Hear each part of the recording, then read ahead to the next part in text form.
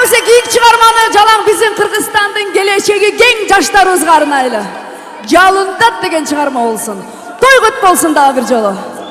Çün жүрөгүмдөн 2 жашты куттуктаймын. Кана сиздер үчүн.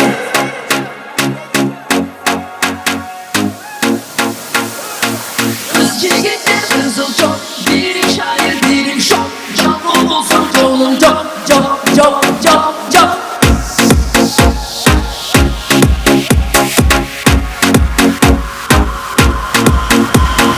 Жүрөгү таза жаштардын тилегин бери, жакшы күн келе ишеним бери. Алдыга сүрүп алдыга бириңди бири, алгыла терең билим арман кылбай кийин. Айтам жаштарга бешиң базар таш жайнап, жөнү жок сүйлөп жөн эле мактанба. Силер элдин келечеги үмүт чагыла, демилерге дем кошкону ырым жаңыра. Чектен эмес өз жериңден бакыт табылар, жылдызга улап жол, кыргызга кубат бол.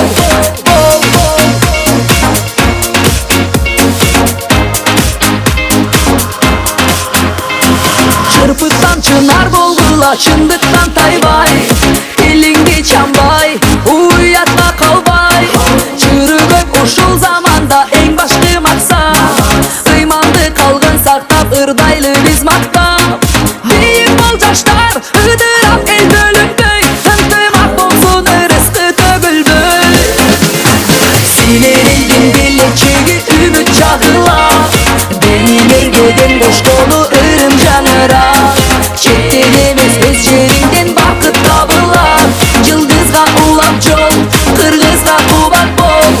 Силер элдин келечеги үмүт чагыла, демилерге дем кошкону ырым жаңыра. Чектен эмес өз жериңден бакыт табылар, жылдызга улап жол, кыргызга кубат бол.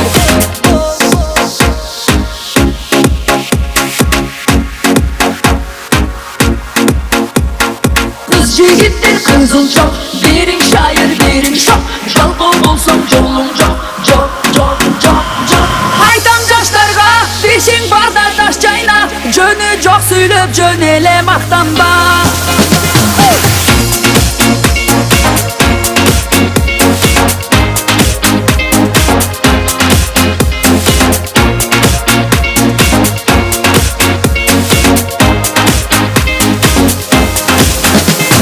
Силер элдин келечеги үмүт чагыла, демилерге дем кошкону ырым жаңыра.